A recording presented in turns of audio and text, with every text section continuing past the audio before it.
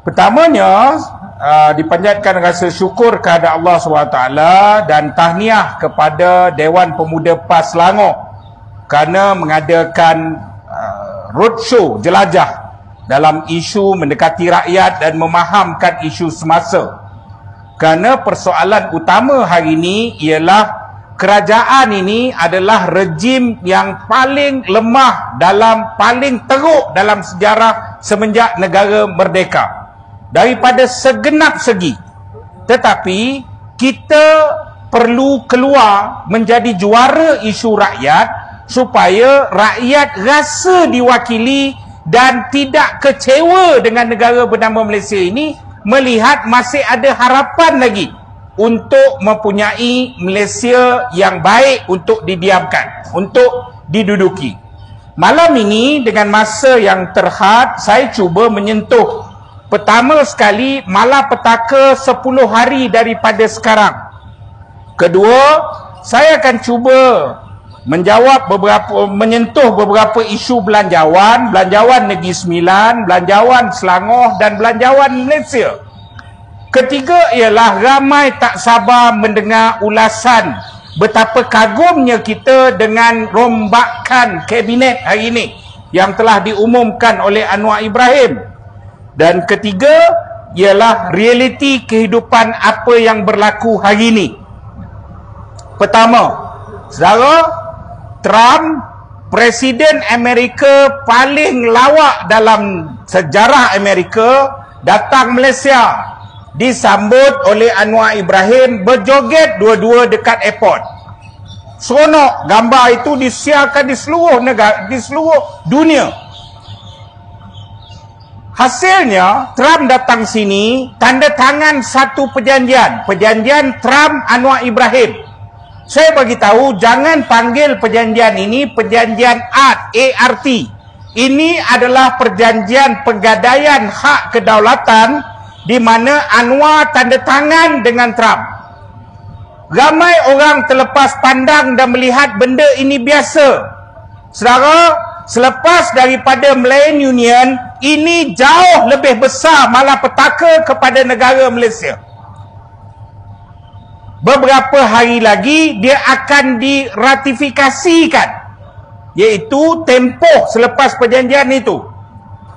Tapi kita harap mahkamah memberi ruang apabila ada ahli-ahli parlimen kita failkan saman kepada kerajaan Malaysia, khususnya Menteri Kewangan bernama Anwar Ibrahim, dan kalau saman itu dibenarkan, kita akan mohon injunction untuk perjanjian ini ditangguhkan sehingga saman itu selesai. Apa saman ini? Apa perjanjian ini? Saudara kena faham, kalau kita nak pakai sesi ini untuk menerangkan, 1 jam habis dalam bab perjanjian ini saja. Tapi saya nak bagi tahu saudara, perjanjian ini bermula dengan apabila Amerika mengenakan sistem cukai baru, tarif baru. Tarif itu cukai lah kepada seluruh dunia. Malaysia adalah negara rakan dagang utama kita. Kita berniaga dekat luar ni paling besar sekali bilangannya Amerika. Inilah bangangnya kita ada Menteri Keuangan dan Perdana Menteri. Bila kita dah memang berniaga dengan Amerika paling besar, apa asasnya tiba-tiba kita nak keluar dengan menyertai satu pakatan ekonomi, perang ekonomi bersama Rusia, China, India dan Brazil dan banyak negara lain. Ini bukan pakatan saja-saja. China dan Rusia buat pakatan ini bersama Brazil dan Afrika Selatan untuk berperang. Tapi metodologi sekarang, perang itu menggunakan ekonomi. Tapi peranglah. Malaysia semenjak daripada zaman Tunku dulu, sampailah ke sebelum Anwar, apa kekuatan Malaysia? Malaysia adalah negara berkecuali. Malah kita antara pengasas negara-negara berkecuali, gerakan negara-negara berkecuali. Dan itulah kekuatan kita. Berunding dengan siapa saja tanpa memasuki pakatan mana-mana yang bertembung, yang menghasilkan apa yang baik untuk negara kita. Itulah kita survival kita selama ini, kita boleh capai stability dalam dunia ini. Tetapi Amerika, Anwar ni, saudara, saya kena faham Anwar. Anwar ni orang yang otak semenet. Dia suka sesuatu yang bombastik. Akhirnya, tak semena-mena, dia boleh mohon untuk masuk pakatan BRIC. Brazil, Rusia, Afrika Selatan, China dan sebagainya. Dia mau pakat masuk. Masa tu, kita dah kata mati. Sebab rakan dagang utama kita Amerika. Engkau masuk PEC nak lawan Amerika ni. Lantas Amerika menggenakan tarif tinggi dan tarif baru kepada Malaysia. Kita dah cemas. Ini masalah Anwar, kau tak tahu ke? Engkau kalau pergi lempang orang, benda paling pertama, kalau tak kena lempang balik pun kena tendang. Itu logik akal. Kita pergi, kita lempang orang, lepas tu bila orang lempang kita, kita cemas. Kenapa kau lempang aku? Kamu masuk pakatan nak lawan Amerika, dah tentu Amerika will react. Itu asas yang pertama. Saya kena faham betul-betul. Ini kerana kebodohan Perdana Menteri Malaysia keluar daripada kerangka negara berunding, negara berkecuali kepada negara mengambil sikap. Maka bodohnya lagi sekali, pergilah mereka ramai-ramai bersama Tengku Zafrul. Dan kau boleh keluar gambar berjoging, kau kena faham, Trump ni saudara, Trump ni gila. Dia tengok Twitter, dia manage Twitter dia sendiri. Dan kau boleh buat lawak depan rumah Trump, depan rumah putih, dengan berjoging mencari Trump. Saudara, satu dunia ketawakan Malaysia. Malaysia ni nak mampus lepas ni. Akhirnya kita kena malapetaka. Terus Trump cakap apa? Kau nak, kau kena ikut, dan ini syarat kita. Saya nak sentuhlah penjualan, kita kena beli Boeing yang saya pun tak faham. Hari tu bila Najib pergi ke Amerika, kita kata gadai hak. Bila nak beli jet, Najib beli berapa biji jet, kita dipaksa beli. Tu satu. Tapi yang saya nak bagi tahu dalam perjanjian ni, saya nak ulas 4 perkara. Perkara pertama dalam isu perdagangan. Saudara tahu tak, ada klausa di mana Malaysia kena iktiraf sistem halal Amerika. Dalam perjanjian tu, Malaysia kena iktiraf sistem halal Amerika. Antara kekuatan Malaysia dalam negara Islam, yang di mana dunia ni pengguna Islam paling ramai. Bukan saja sistem halal ni dilihat bersih, tidak ada pertikaian, tanpa was-was, semua ni. Malah orang bukan Islam mula bergerak kepada produk Islam, iaitu halal. Dan juara halal dunia ialah Malaysia. Halal JAKIM ni orang semua hormat, orang berebut nak dapat halal daripada Malaysia, sertifikasi halal, maka senang kita nak berniaga. Orang hormat barang kita. Tapi akhirnya kita bila kita cakap kita kena iktiraf halal daripada Amerika, Zafrul jawab apa? Zafrul jawab, tak. Kita bukannya halal Amerika dekat sini tak laku. Halal Amerika sampai sini kita kena letak halal kita. Maksud saudara, melalui perjanjian ni kita tak boleh nak halang. Kalau mereka cakap halal, kita kena cakap halal. Maka halal kita kena turunkan standard sampai halal Amerika. Faham tak? Dia kata kita tak iktiraf halal Amerika. Betul lah. Tapi kamu merendahkan sistem halal kita. Dalam pada masa itu, produk makanan, pertanian dan hasil tani, kita tak boleh halang daripada Amerika. Amerika masuk, nelayan sini jual ikan, petani sini jual hasil tani, kena SST. Tapi barang produk pertanian daripada Amerika tak boleh kenakan SST dan kita tidak boleh halang. Kita tak boleh halang, kita kena terima. Saudara, untuk memahamkan macam ni, saudara tahu atau tidak, Amerika ni keluarkan beras. Di Amerika ada sawah. Memanglah tak banyak, kecil, tapi bilangan hasil beras Amerika jauh lebih banyak daripada beras Malaysia. Hasil beras Amerika banyak daripada sini. Dia akan masuk, dia tak kena SST. Dan beras di Amerika, Amerika boleh masuk jauh lebih rendah harganya daripada beras tempatan, sebab teknologi mereka lebih memudahkan harga tu diturunkan. Masuk beras Amerika, kita pun seronok, wih, makan beras Washington lah kan, makan beras Amerika, rogo murah.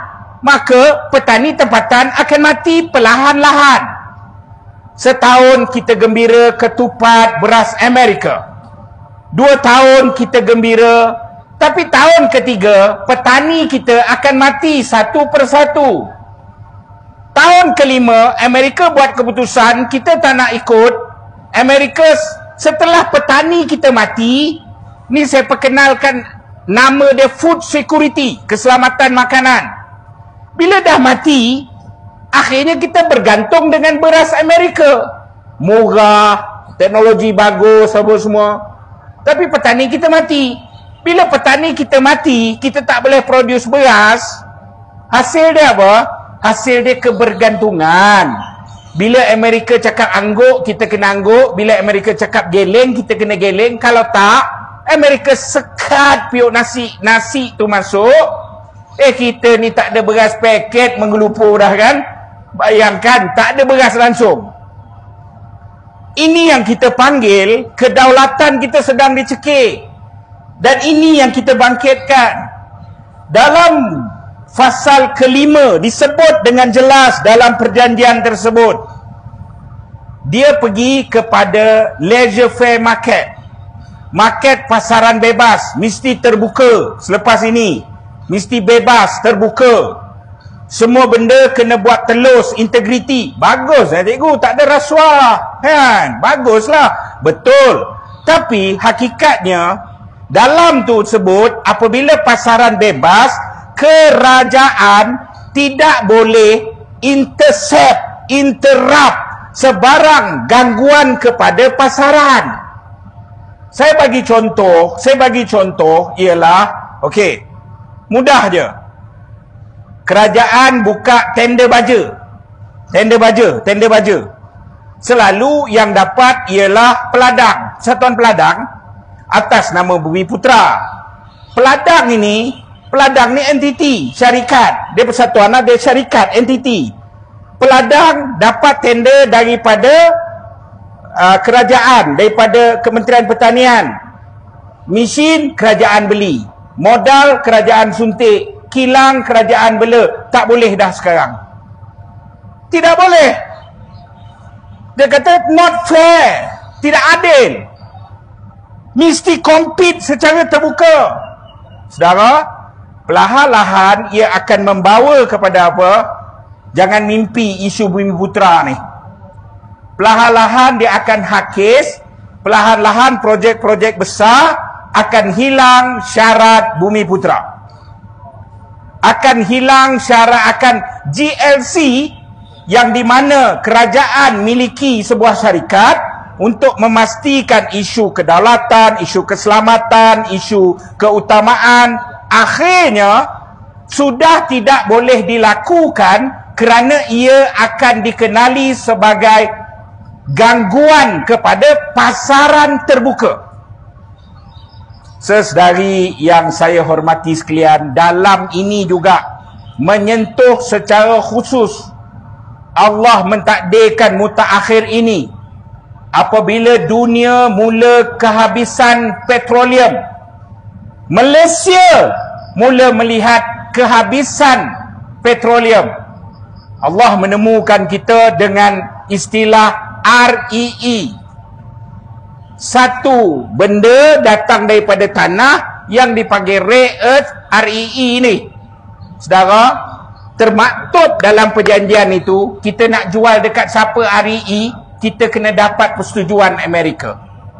Malah dalam frasa itu sebut dengan jelas, kalau Amerika bergaduh dengan negara A, negara B, negara C, Amerika mengisytiharkan sanction ataupun sekatan ekonomi, kita tidak boleh berniaga dengan negara tersebut. Kerana kita akhirnya menjadi negara yang bakal dijajah oleh Amerika, ekonominya kita diikat kaki dan tangan. Bila kita baca, kita ni, oh tak baca, tak itu, tak ini. Saudara, DAP, saya perkenalkan DAP. Timbalan Miti Menteri DAP sendiri keluarkan komen apa dia?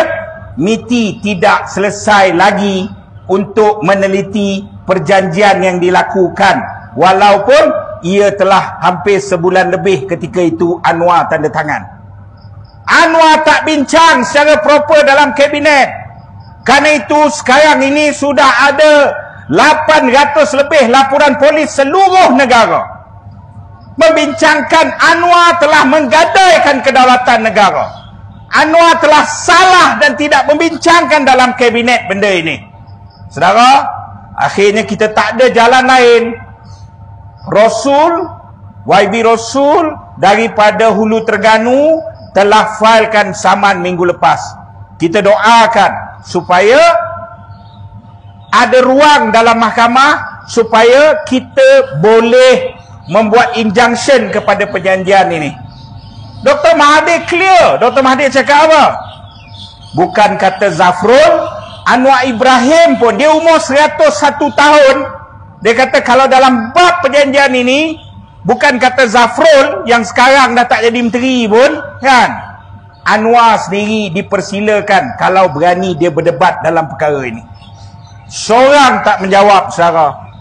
Inilah saya nak bagi tahu kawan-kawan UMNO, kawan-kawan semua kena faham bahawa kerajaan ini dibentuk. Tanpa UMNO, saudara, kerajaan ini tidak akan berdiri sebagai kerajaan, dan UMNO tak boleh cuci tangan. Ia perlu dihukum. Yang paling kita risau apa dia? Kalau selepas 10-11 hari ini perjanjian ini diratifikasikan, apa akan jadi pada masa depan anak cucu kita? Kita tak tahu sebab perjanjian ini tidak ada exit clause, tidak ada jalan keluar. Selesai bab pertama, perjanjian penggadaian hak kedaulatan Anwar dan Trump. Faham ke tidak? Faham ke tidak? Faham. Kedua, belanjawan. Belanjawan ni, saudara, belanjawan yang tidak memahami keperluan rakyat sebenar. Berterabur, kan? Kalau di Negeri Sembilan tu, saudara, di Negeri Sembilan, Mat Hassan, tahu Mat Hassan? Ingat lagi, ada seorang menteri, nama dia Mat Hassan. Dulu dia garang, orang panggil Mat Nisai. Sekarang ni dia dah comel dan dikembirikan oleh PKR. Mat Hassan bangun dalam Dewan Negeri Sembilan, memulakan dengan ayat Quran. Oh, hebat Mat Nisai, kan? Ayat Quran dia baca, mengingatkan manusia supaya berpegang pada janji dan tunai janji. Saya tengok live tu, saya kata, Tok Mat hentak betul-betul. Dia nak paksa kerajaan ni tunai janji minyak, PTPTN apa semua, kan? Sekali Tok Mat cakap apa? Lepas dia baca ayat Quran, dia kata, janji senator nak bagi satu UMNO, satu PN, apa satu PH. Lah, kat situ dia boy. Kan? Janji ketua kampung nak bagi sama ratus. Ni ketua kampung kau ambil lebih. Saudara-saudari, rakyat kena tipu ni. Kerajaan tak tunai janji ni banyak. Rakyat marah.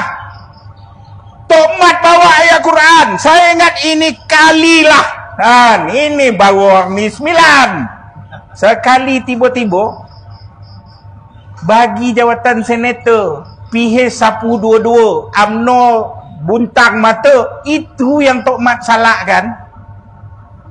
UMNO sudah hilang maruah. Akhirnya UMNO dalam belanjawan ni bincang belanjawan ni. Tapi tajuk utama dia apa? Bergaduh soal jawatan. Sebab PH sapu banyak.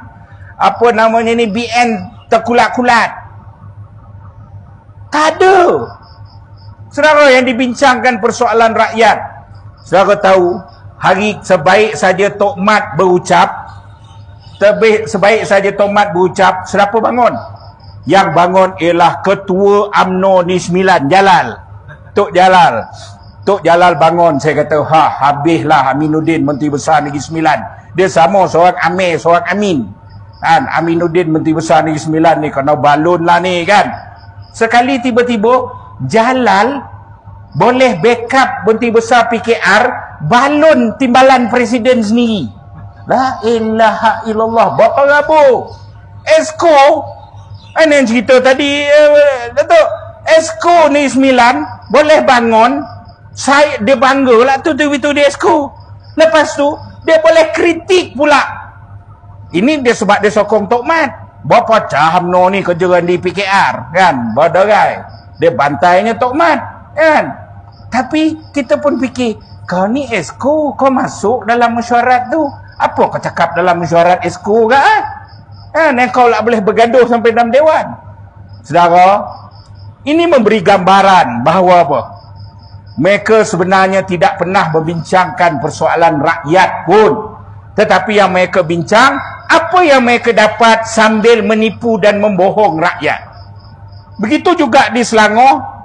Mungkin doktor boleh ulas panjang, tapi saya nak sentuh satu je di Selangor ni.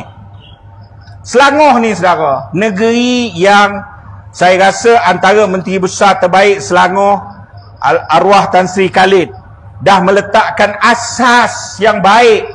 Kemudian disambung oleh Datuk Seri Azmin Ali kan, menyambung apa yang Khalid buat. Dah bagus dah.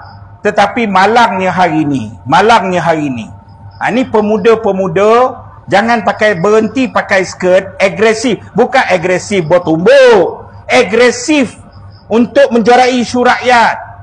Contohnya, saudara tahu tak apa rungutan kontraktor dan sebagainya seluruh negeri Selangor. Dan ni berlaku di banyak tempat pun. Macam tadi kita bincang sampah, pengurusan sampah. Saudara tahu tak pengurusan sampah di negeri Selangor sekarang sangat teruk? Kenapa sangat teruk? Sebab Menteri Besar, dia nak pakai duit. Paling senang Menteri Besar ni guna duit daripada MBI. Kalau di pusat tu dia ada bajet ICU, di negeri dia ada bajet MBI. Dia pakailah suka dia. MBI ni apa? Menteri Besar Incorporated Alias bapak dia punya. Jadi dia pakai. Jadi semua benda kena letak bawah MBI. Senang nak pakai. Antara dia lah pengurusan sampah. Saya macam mana pengurusan sampah ni nak selesai? Sampah ni MBI. Lepas tu bawah MBI letak bawah KDEB. Dan MBI tak puas hati nak cuci lagi duit tu kan, letak bawah KDEB. Bawah KDEB ada lagi tak tu? Dia berapa? Kontraktor 3 lapis. PBT duduk mana? PBT Majlis Daerah Kelang, Majlis Daerah Sungai Besar, Majlis Bandaraya Shah Alam. Duduk mana? Duduk tengok. Bil keluar, apa namanya ni, majlis bayar. Untung MBI dapat. Majlis akan cakap, pergi mampus lah kau kan, apalah untung kau dapat, balik aku tanggung. Akhirnya berterabur. Itu untung kalau yang dapat tu kontraktor. Kalau yang dapat tu ketua bahagian, ketua bahagian takkan nak bawa lori sampah babe. Ketua bahagian sah pula lagi. Akhirnya 3-4 lapis. Itu sebab berterabur. Saudara, saya nak bagi tahu ni. Saya bercakap depan pemuda, program pemuda. Tahu atau tidak bahawa driver lori sampah Selangor ni Bangla, Rohingya. Tahu ke tidak? Tahu. Kalau tahu, satu hari pergi bawa kamera. Sekarang ni ada terajah lah apa semua tu kan. Tak, benda itu salah. Daripada JPJ salah, akta immigration salah, akta pun semua salah. Jadi satu hari pemuda ni pergi tahan lori sampah, bawa live, bawa kamera. Kau apa bangsa? Bangla. Apa bangsa? Rohingya. Apa bangsa? Nepal. Mana siapa bagi kau lesen bawa sini? Bagi bak detail. Ni apa semua? Lah, satu Malaysia tengok, satu Selangor tengok bahawa kerajaan Selangor bersekongkol dengan penyalahan undang-undang. Sebarkan benda ini, himpit menteri besar. Faham tak faham? Faham tak faham? Kena buat. Kena buat benda itu. Jangan tengok dia kan. Makna kena isu ini perlu dieksplor. Jadi tuan-tuan, kepada semua penduduk, itu sebab sampah berterabur, itu sebab bila ambil tu depan rumah kita lah nak diasingkan tin, nak diasingkan itu semua sebab diorang ni dibayar gaji berapa. Ini penindasan dan bongkar balik sistem kecurangan daripada MBI itu. Baru jadi isu. Baru rakyat rasa, rakyat ni masalah dia apa? MB pakai MB lanun tu dia tak peduli. Yang dia rasa dia apa? Depan rumah Dan tiap-tiap hari Dan kena komeh. Itu masalah dia. Jadi bila dia faham, patutlah sebab MB nak mentah darah duit, Dan kena komeh rumah hari-hari. Baru dia marah, dia tak arah. Seselagi yang saya hormati sekalian, dalam isu kabinet, ini masuk bab ketiga ni. Pengurusi bagi time ya. Saya ni kadang-kadang saya ni ada masalah. Masalah saya ialah handphone dengan mikrofon. Bagi dua-dua break tak makan. Kabinet ni saudara, kita pun tunggu lama. Malaysia adalah satu-satunya negara yang kursi kabinet kosong setahun lebih tak berisi.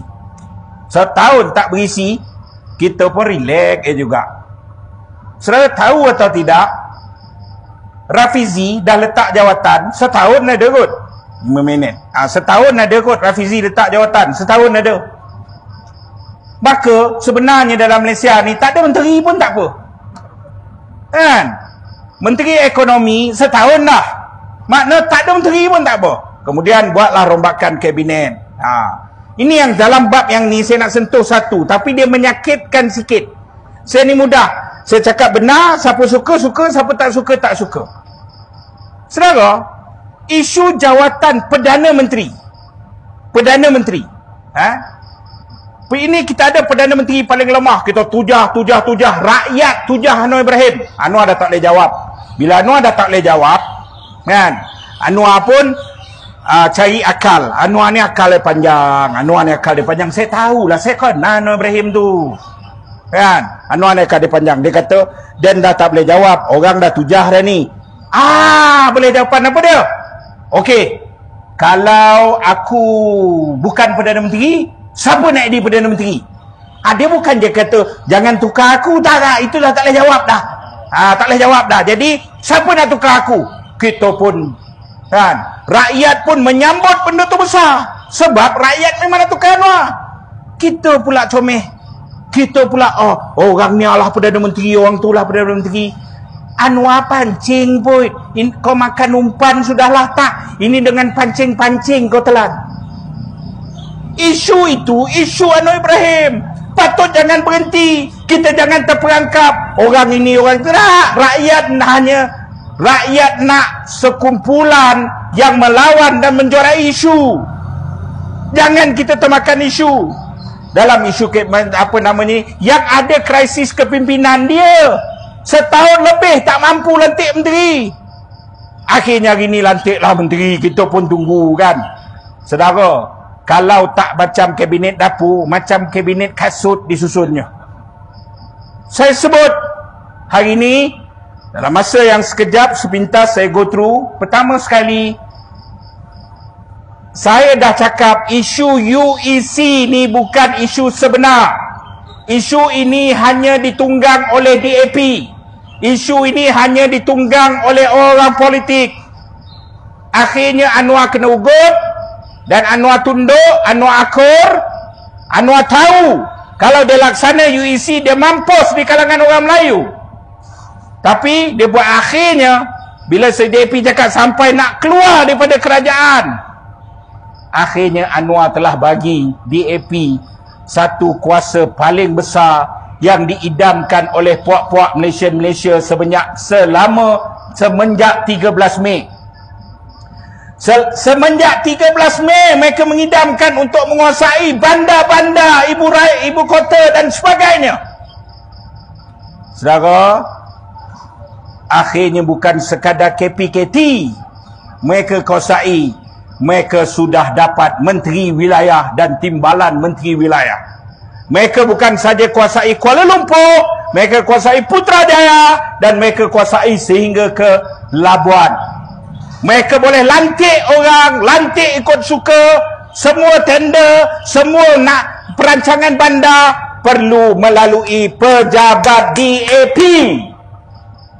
Saudari yang saya hormati sekalian, kembali kepada sahabat-sahabat UMNO, khususnya pemuja Najib Razak, lupakanlah Najib akan dapat pengampunan diraja. Saya bagi tahu dalam penyusunan pengampunan majlis lembaga pengampunan di bawah Yang di-Pertuan Agong, menteri wilayah, dia lembaga pengampunan dia ada semua negeri.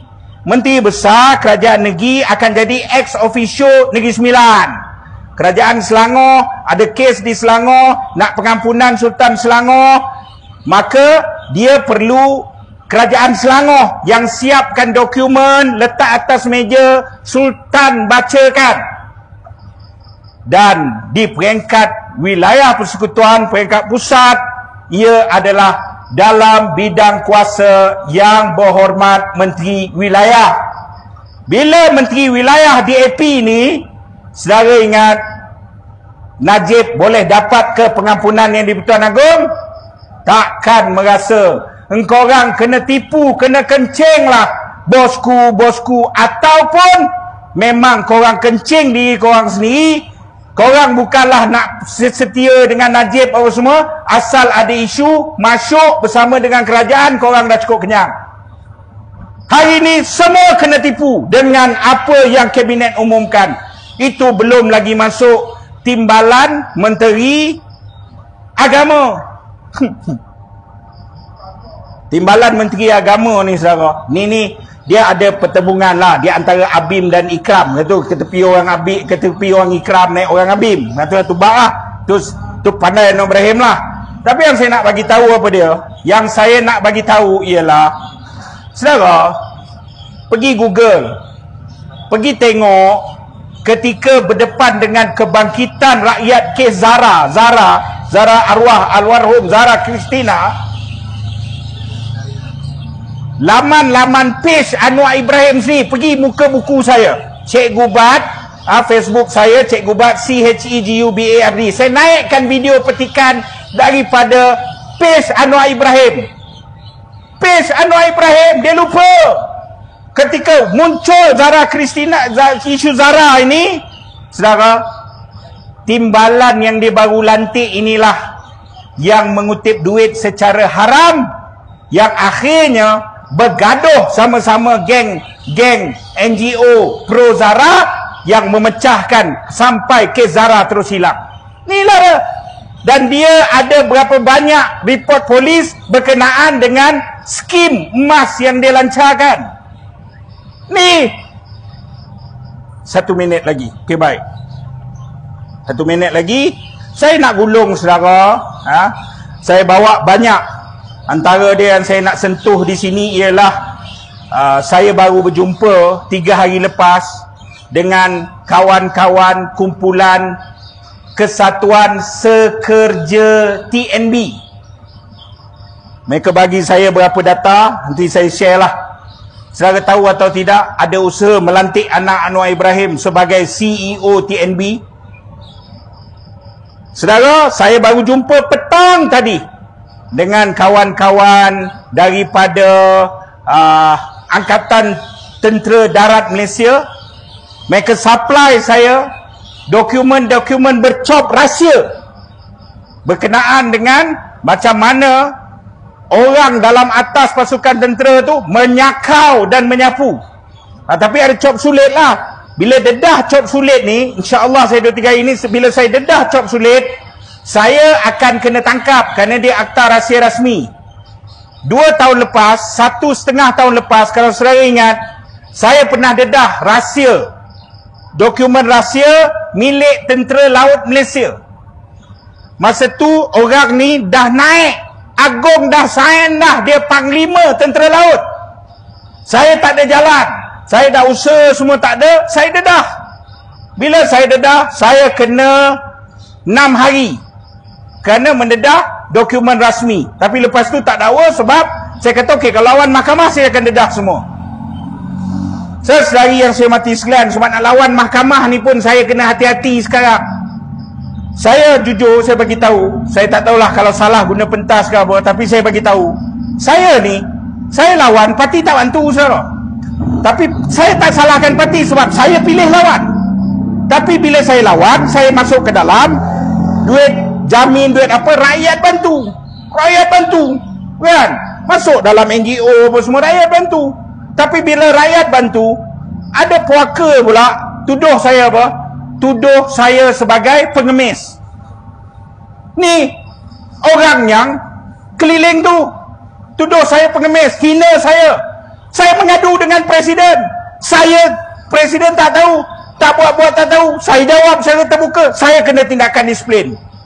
Akhirnya kalau tuan-tuan nak tahu, itu sebab saya jalan kaki. Saya nak tunjuk perlawanan rakyat ini bukan berasaskan apa-apa. Kalau saudara ada iltizam, semangat, saya boleh lawan. Jalan kaki pun kita boleh pergi mahkamah. Tapi saya saudara-saudari yang hormati sekalian, isu cukup banyak. Agama diancam, bangsa diancam, kedaulatan diancam. Ni saya belum masuk lagi, saya nak dedahkan, saya ada senarai. Siapa yang ditangkap dalam operasi tawel berdarah merah?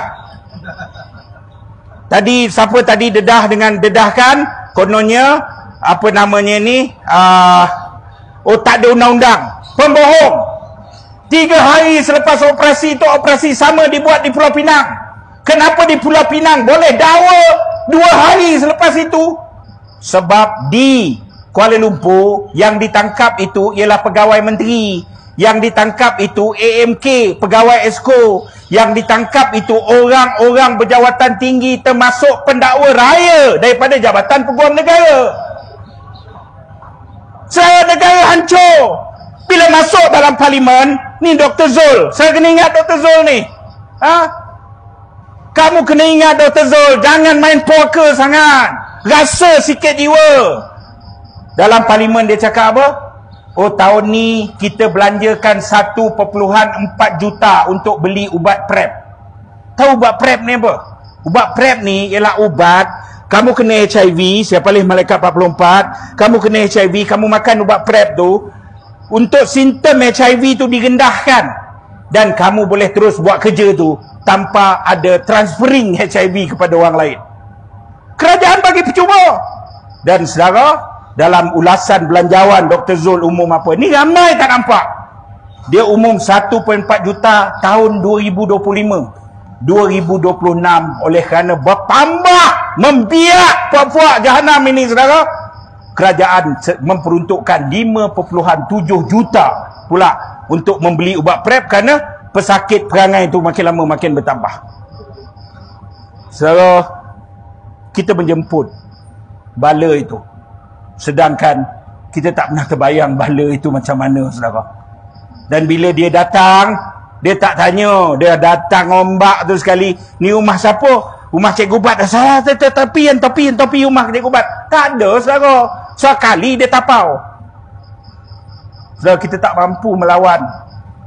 Kerana itulah, apabila ada daya, ada kesungguhan, kita harus lawan dengan penuh kesungguhan. Sebab apa?